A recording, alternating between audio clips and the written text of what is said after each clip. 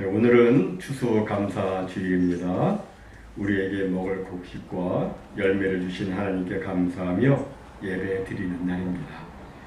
지금 세계는 매우 어렵습니다.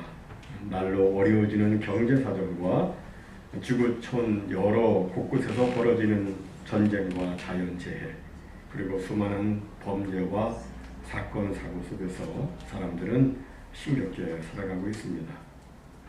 그래서 간혹 어떤 사람들은 이런 힘든 상황에 무슨 감사냐라고 반문하는 사람도 있습니다. 그런데 신기하게도 우리가 감사할 때 우리의 내면은, 우리의 속사람은 긍정과 기쁨의 에너지로 충만하게 되고, 그래서 우리는 또 행복하게 됩니다. 하지만 감사가 사라지면 그 마음은 불행해집니다. 감사가 사라지면 그 마음에 불평의 가시와 원망의 엉겅퀴가 자라게 됩니다. 원망과 불평은 사람의 심령에 좋지 않은 영향을 끼칩니다. 속을 상하게 하고 또 속에서 좋지 않은 독소를 내게 해서 이로 인해 몸이 상하게 됩니다. 감사가 정말 중요합니다. 감사하면 병도 치유됩니다. 감사는 만병을 치료하는 묘약이라는 말이 있듯이, 감사할 때 사람은 내면으로부터 평안함을 갖게 되고 마음이 즐겁고 행복하게 됩니다. 마음이 평안하고 즐거우니 병도 치유가 되는 것이죠. 여러분 요즘 어떻습니까?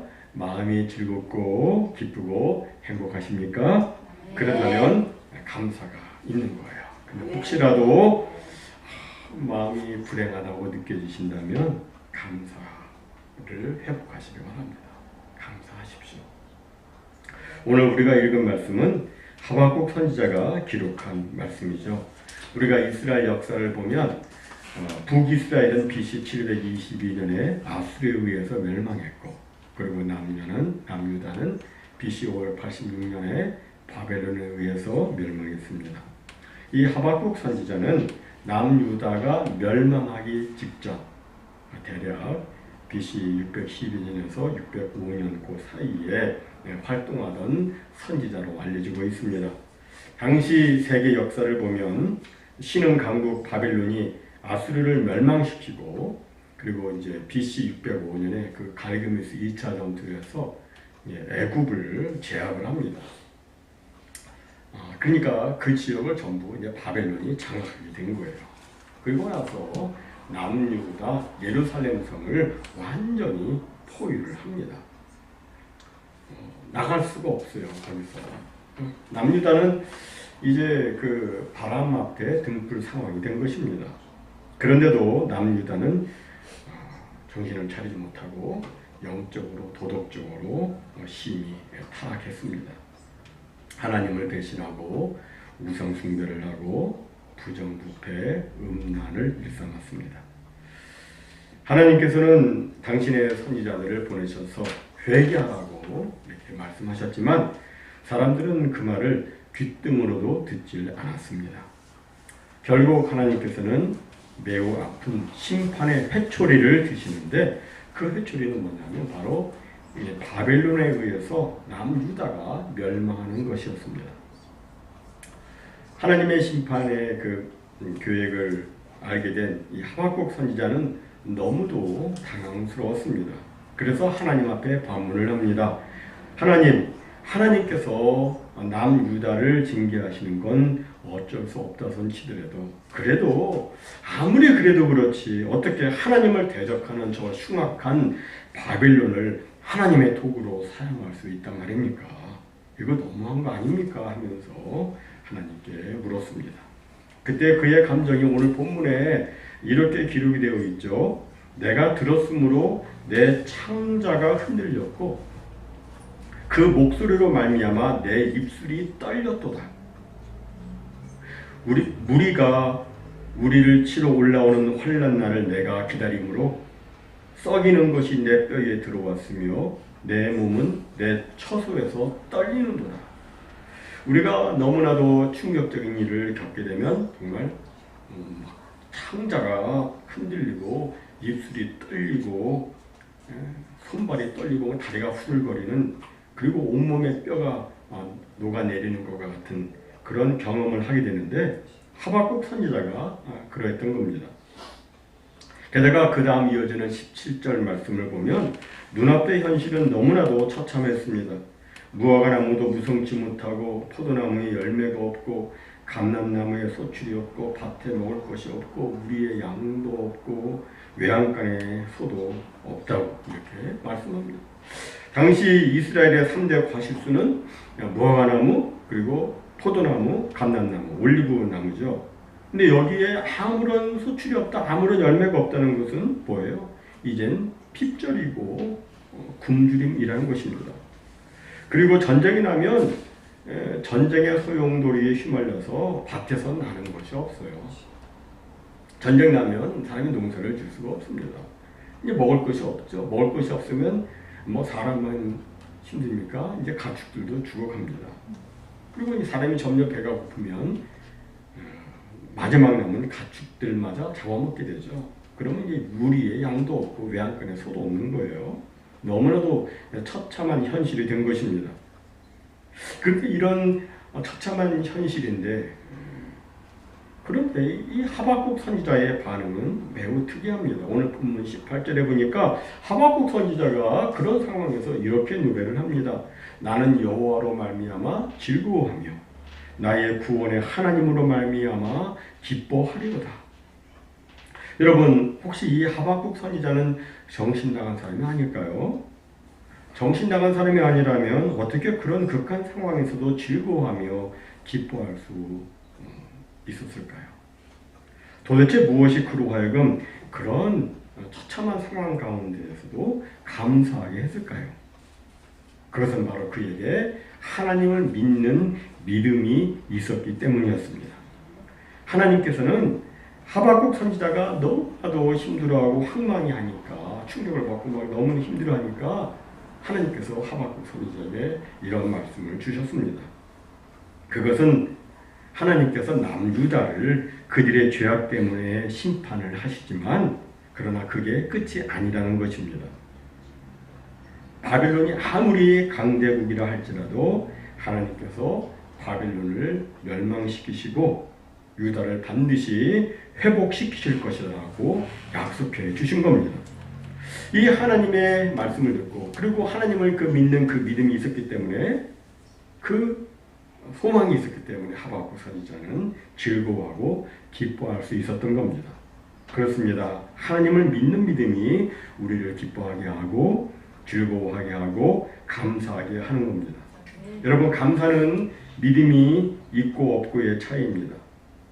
사람들은 종종 감사는 환경 조건이 좋아야만 가능하다고 생각합니다. 하지만 그렇지 않습니다. 감사는 믿음으로 하는 겁니다. 하나님을 참으로 믿고 하나님을 바라보는 사람은 모든 게 참담한 상황에서도 감사할 수 있습니다. 사도 바울은 일찍이 데살로니가 성도들에게 범사에 감사라고 말했습니다. 범사에, 모든 일에 감사라는 것입니다. 우리는 살면서 도저히 감사하기 어려운 때가 있습니다. 그럼에도 우리가 범사에 감사해야 될 이유는 살아계시고 역사하시는 하나님을 믿기 때문입니다. 나의 현재 상황이 비록 좋지 않아도 여전히 하나님께서 나를 붙들어 주시고 나로 하여금 최후의 승리를 얻도록 하나님께서 선히 인도해 주시고 역사해 주실 것이라고 믿기 때문에 하나님께 감사를 드리는 겁니다. 솔직히 사람은 누구나 막 병에 걸려서 막 아프면 감사하기 어렵습니다. 사는 것이 너무너무 힘들어지면 감사하기가 어렵습니다. 이것은 모든 사람이 다 일반이에요. 하지만 어떤 분들은 그 아픔으로 인해서 감사하는 사람이 있습니다. 그 힘듦으로 인해서 감사하는 사람이 있습니다. 예전에 어떤 중년 남성이 라디오 인생 상담 진행자에게 이런 내용을 보냈다고 합니다. 자신의 인생사를 쭉 이야기하면서 자신은 왜 이토록 고단한지 하소연을 했습니다. 어린 시절 집안이 어려워서 고학을 했고 야간 대학을 졸업했다고 합니다. 직장에 들어갔는데 힘든 일이 많았고 지금도 일이 잘 풀리지 않는다고 푸념을 했습니다. 집안이 유복했다면 제대로 공부해서 더 좋은 대학을 졸업했을 텐데, 그러면 더 좋은 직장에 들어갔을 텐데, 이렇게 푸념했습니다. 진행자가 그 사연을 소개를 하자 상담자가 이렇게 말했습니다. 이분은 딱 한 가지만 고치면 정말 행복하실 겁니다. 그 한 가지는 생각을 고치는 겁니다. 대학을 다니고 싶어도 형편이 안 돼서 못 간 사람들이 얼마나 많습니까? 대학을 졸업해도 취직이 안 된 사람들이 얼마나 많습니까? 직장에 다니다가 정리해고된 사람들이 얼마나 많습니까? 그들을 생각해 보면 나는 정말 감사하다. 이렇게 생각만 고치면 그는 당장 행복해질 수 있을 겁니다. 일본 마츠시다 고노스케라는 사람은 자전거 가게 점원으로 출발해서 나중에는 대기업의 회장이 되었습니다. 하루는 사업 성공의 비결을 묻는 기자에게 마츠시다는 이렇게 대답을 했습니다. 저는 3가지 감사할 조건을 가지고 인생을 살아왔기에 오늘에 이르게 되었습니다. 이 말에 기자는 이분은 정말 대단한 조건을 가졌기에 성공을 한 것이구나 라고 지레 짐작을 했습니다. 그런데 이어지는 마츠시다 회장의 말은 전혀 달랐습니다. 제가 성공한 것은 첫째, 11살 어린 나이에 부모님을 잃었기에 남보다 일찍 철이 들 수 있어서 감사합니다. 둘째, 초등학교 4학년이 제 학력의 전부였기에 남보다 열심히 공부하게 되어 감사합니다. 셋째, 몸이 약했기 때문에 건강을 신경 썼더니 이렇게 건강하게 일할 수 있게 되어서 감사합니다. 마츠시다 회장은 남들이 보기에 너무나도 불우했지만 그 책임을 다른 사람이나 환경 탓으로 돌리지 않고 항상 감사하는 마음을 가지고 주어진 환경에서 최선을 다했기에 크게 성공한 사람이 된 겁니다. 하나님께서는 이렇게 세상 사람이라 할지라도 감사하는 사람들에게 일반 은총으로 길을 열어주시고 축복해 주시는데, 그렇다면 하나님께서는 특별 은총을 받은 당신의 자녀들에게는 얼마나 더 놀랍게 역사해 주시겠습니까? 이런 사실을 안다면 우리가 감사하지 못할 상황은 없는 겁니다. 솔직히 우리는 우리 아픔을 통해서 더욱더 하나님 앞에서 겸손해질 수가 있고, 고통을 통해서 불순물이 제거된 순전한 신앙을 가질 수가 있습니다. 그리고 고통과 아픔을 통해서 우리는 이 세상이 아닌 천국의 소망을 두고 영원한 것을 바라보고 하나님을 더욱더 의지하고 신뢰하는 더 깊은 신앙으로 나아갈 수가 있는 겁니다. 정말 믿음이 있는 사람은 선하신 하나님께서 나와 함께 하시고 나를 도와서 반드시 최종적인 승리를 거두게 해 주실 것이라고 믿기 때문에 어떤 상황에서도 하나님께 감사할 수가 있는 겁니다. 여러분이 익히 들어서 아시는 것처럼 미국 추수감사절의 뿌리가 되었던 필그림 파더스, 이 청교도들, 그들은 가진 것이 없었지만 감사했습니다. 1220년 11월 21일 66일간의 험난한 항해 끝에 매사추세츠주 케이프카드 해안에 닻을 내린 그 청교도들을 맞이한 건 한겨울의 강풍과 눈보라, 그리고 혹독한 추위와 식량 부족이었습니다. 얼마나 큰 어려움이었는지 그의 겨울에 도착했던 102명의 사람들 가운데 44명이 세상을 떠났습니다. 생존자는 60여 명뿐이었고 그들 중 다수도 건강이 많이 나빠져서 질병으로 신음했습니다. 그럼에도 그들은 하나님께 감사를 했습니다. 그들이 그렇게 하나님께 감사를 할 수 있었던 것은 바로 하나님을 향한 그들의 믿음 때문이었습니다. 하나님을 향한 그들의 믿음이 그들로 하여금 그 극심한 어려움 가운데서도 계속 하나님께 감사할 수 있는 그 감사의 조건들을 찾게 했던 겁니다. 오늘 본문의 하박국 선지자도 모든 게 참담한 상황이었지만 그는 오히려 감사했습니다. 세상의 기준으로 보면 감사할 이유가 전혀 없지만 그는 오직 하나님 한 분 때문에 감사했습니다. 그리고 그는 계속해서 이렇게 노래를 하죠. 주 여호와는 나의 힘이라. 나의 발을 사슴과 같게 하사 나를 나의 높은 곳으로 다니게 하시리로다. 그렇습니다. 주 여호와 하나님이 우리의 힘이십니다. 우리의 하나님은 전능자이십니다. 전능자 하나님이 우리의 하나님이시기 때문에 우리의 힘이시기 때문에 우리는 세상에 살면서 고난을 당하고 모든 게 사라진다 할지라도 우리는 두려워할 게 없습니다. 하나님은 언제나 신실하신 분이십니다. 하나님은 우리에게 약속하신 대로 항상 함께 해주시고 우리에게 힘이 되어주사 결국은 우리로 하여금 승리케 해주십니다. 여러분 사슴 아시죠?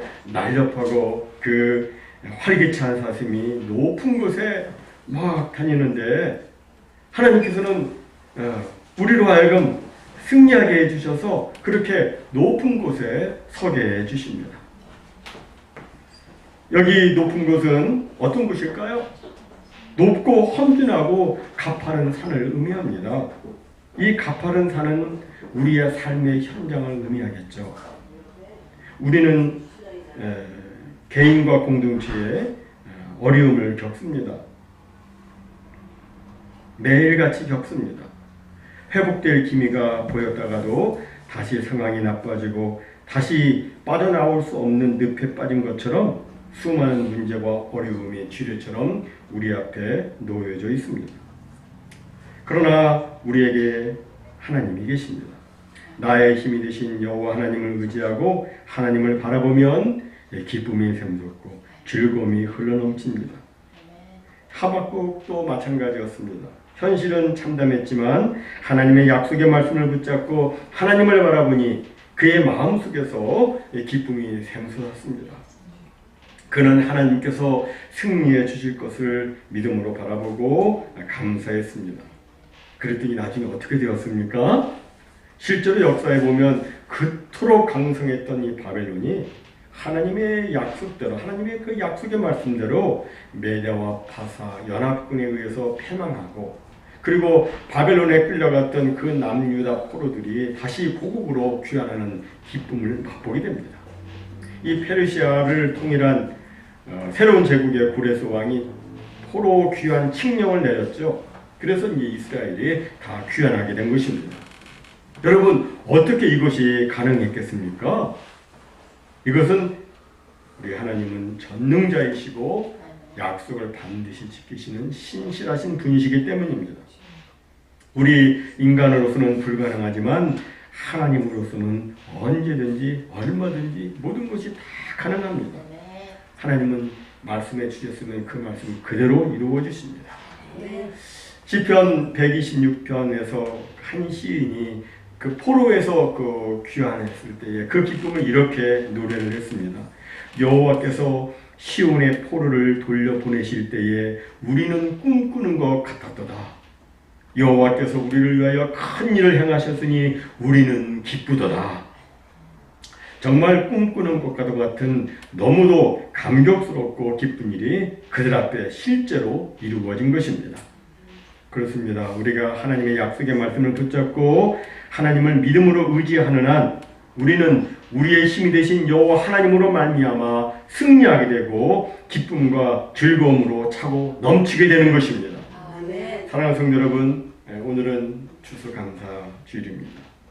사람이 사는 것이 힘들다 보면 자칫 불평, 불만에 빠질 수 있습니다. 주위를 둘러봐도 어느 것 하나 시원한 게 없고 사방이 다 막혀 있는 것처럼 그렇게 느껴질 때가 있습니다. 그래서 이런 상황인데 어떻게 감사할 수 있느냐라는 생각이 들 수 있습니다.